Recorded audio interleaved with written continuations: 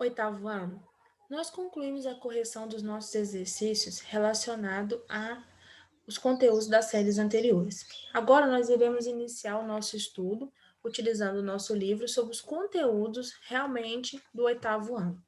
Nesse primeiro momento, nós iremos estudar os capítulos 1 e 2 do livro, que está relacionado sobre o estudo de números, os conjuntos numéricos que nós temos na matemática.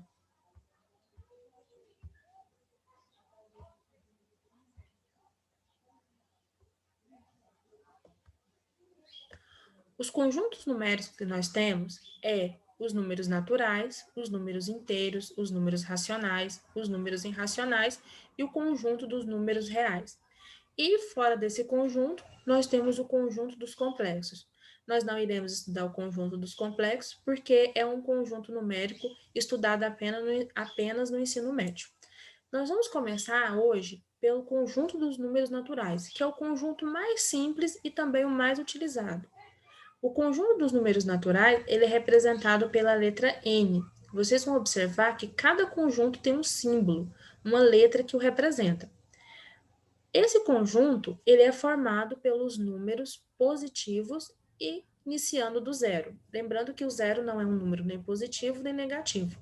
Ele tem a função ali de dividir os números negativos e os números positivos. Dentro do conjunto dos números naturais, nós temos alguns subconjuntos, conjuntos menores. Por exemplo, quando você vê o símbolo dos números naturais, o n, com um asterisco, isso significa que o zero não está incluso. Você excluiu o zero. Então, você começa do número 1. 1, 2, 3, 4, 5, 10, 20, 1000 e assim por diante. Todos os números acima de 1. Aliás, do 1 para frente, porque tem um asterisco. E dentro do conjunto dos números naturais, nós temos os números pares. Lembra-se que os números pares são aqueles formados por números no qual nós podemos formar pares, como o próprio nome diz, ou que você pode dividir sempre por 2. O conjunto dos números pares, ele é formado pela notação matemática, 2 vezes n. E esse n quer dizer um número que pertence ao conjunto dos números naturais. Qualquer número que você multiplica por 2, que seja um número natural, sempre a resposta será um número par. E os números ímpares são aqueles números que eu não posso formar pares, ou seja, que eu não posso dividir por 2. São eles 1, 3, 5, 7, 9 e 11. Lembrando, se o número for acima desses, como eu vou analisar se ele é par ou se ele é ímpar? Basta olhar o final. Se terminar com um número par, 0, 2, 4, 6, 8, é um número par. 634, par. Se terminar com 3, 5, 7 e 9, é um número ímpar. A notação para os números ímpares é 2 vezes n mais 1, onde o n pertence aos números naturais.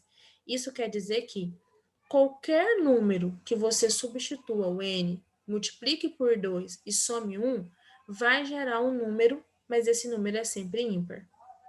Bom, se nós já sabemos quem são os números naturais, agora nós vamos relembrar as operações matemáticas que nós temos com eles. Nós temos a adição, que é a ideia de juntar. Na adição, os números que você está juntando são chamados de parcelas, e a resposta, ou seja, a soma desses valores, nós chamamos de soma ou total. No nosso exemplo, 257 e 83 são parcelas, e o número 340 é o total ou soma. Nós temos também a operação de subtração, que nada mais é do que retirar. Eu vou diminuir algo. Ou seja, eu vou ter um total e desse total eu vou retirar. Quando eu estou falando dos números naturais, eu só posso fazer subtração se o número que aparece primeiro é maior do que o segundo número. Ou seja, o primeiro número nós chamamos de minuendo. O segundo número, ele é o subtraendo. O minuendo sempre tem que ser maior do que o subtraendo, porque senão eu não posso fazer conta, o cálculo dentro do conjunto dos números naturais. A resposta, como que eu chamo? Resto ou diferença. Então, sempre que eu tiver que analisar um problema matemático e lá está dizendo a diferença de um número com o outro, quer dizer que eu tenho que subtrair um número com o outro. No nosso exemplo, 257 é o minuendo, 83 é o subtraendo. 174 é o resto ou a diferença. Tanto na adição como na subtração, o elemento neutro é o zero. Por quê? Se você soma ou subtrai um valor por zero, continua sendo o mesmo valor. Logo, o zero não faz diferença nessas duas operações matemáticas, nós chamamos de elemento neutro. Na multiplicação, ela nada mais é do que somar parcelas iguais. Então, quando eu digo 75 vezes 3, eu poderia somar o 75 três vezes. Porém, algumas vezes, isso é inviável. Exemplo, 75 vezes 1.000. Você imagina somar os 75 mil vezes? É um trabalho muito grande. Então, por isso, nós temos a multiplicação. Na multiplicação, os números que vocês estão multiplicando é chamado de fatores. E a resposta da multiplicação é o produto. Então, quando eu pergunto qual é o produto entre dois números, eu estou perguntando qual é a multiplicação entre esses dois números. No nosso exemplo, 75 e 3 são fatores e 225 são o produto. Aqui, nós temos que analisar que o elemento neutro não é o zero. Na multiplicação, o elemento neutro é o 1. Qual é o cálculo que não faz diferença? É multiplicar qualquer número por 1.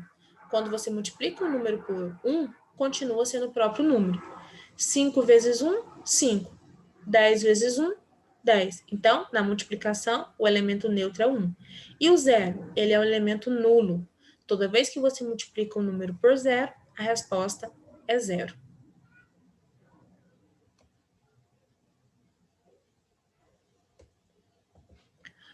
Divisão.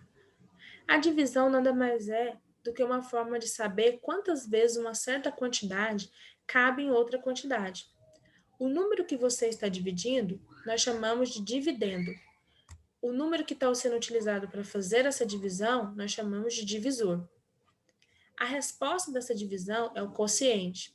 E caso sobre alguma coisa dessa divisão, nós chamamos de resto. Exemplo, o 20 é o dividendo, o 7 é o divisor, o 2 é o quociente e o 6 é o resto.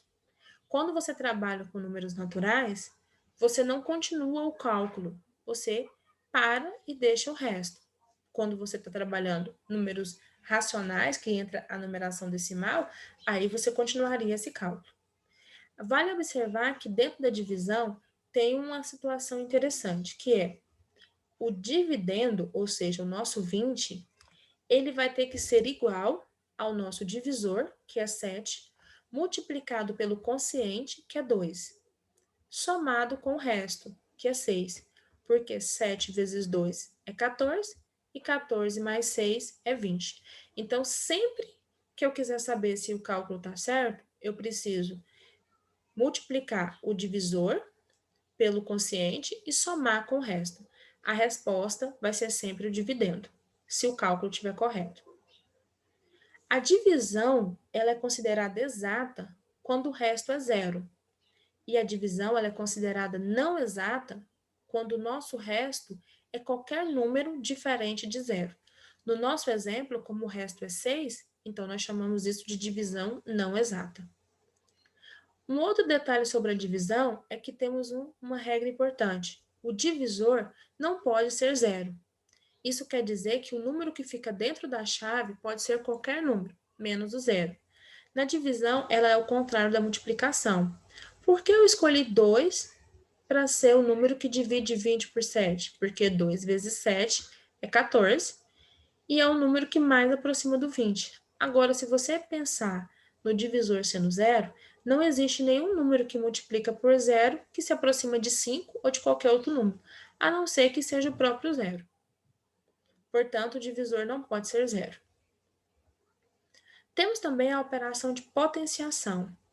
A potenciação nada mais é do que uma multiplicação por fatores iguais. quando você multiplica vários números pelo mesmo fator, você está dizendo que é uma potência. Exemplo, 5 elevado a 3. O 5 é a sua base, o 3 é o seu expoente.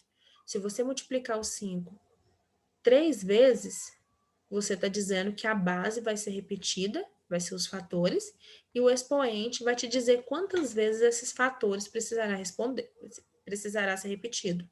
5 vezes 5, 25. 25 vezes 5, 125. A resposta que você encontrou, nós chamamos de potência, que é a resposta da operação de potenciação. Temos algumas regras que é sempre bom lembrar quando trabalhamos com potência. Quando você está trabalhando com potência e está multiplicando duas bases iguais, exemplo, 5 elevado a 3 vezes 5 elevado a 2, basta você repetir a base, 5, e somar os expoentes. 2 mais 3, 5 elevado a 5. Quando você está dividindo bases iguais, 5 elevado a 3 dividido por 5 elevado a 1, basta você repetir a base, 5, e subtrair os expoentes. 3 menos 1, 2.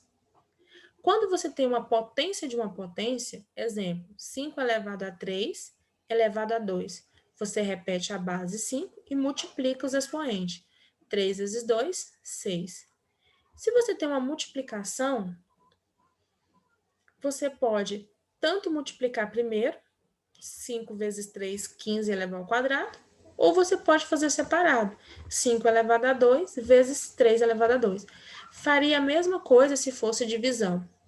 Por exemplo, nossa última operação relacionada aos números naturais é a radiciação.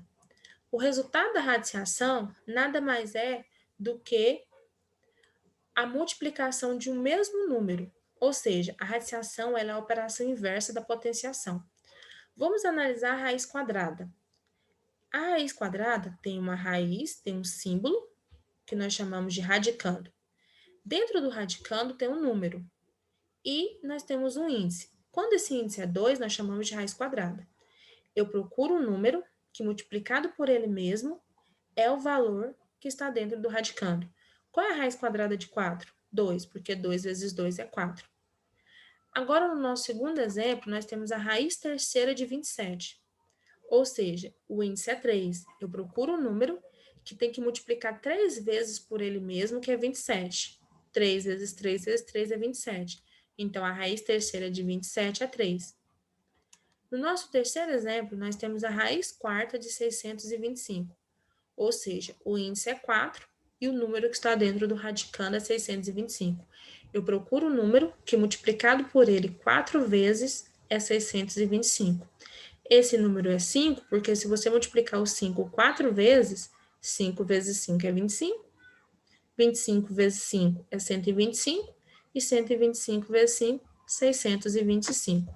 Observe que os números têm que ser, a quantidade de número nessa multiplicação tem que ser de acordo com o valor que está no índice. Nessa aula, nós trabalhamos apenas um conjunto numérico, o conjunto dos números naturais. Nas nossas próximas aulas, nós estaremos trabalhando outros conjuntos numéricos, conjunto dos inteiros, racionais e assim por diante. Também ficará alguns exercícios para vocês realizarem. Bons estudos para vocês!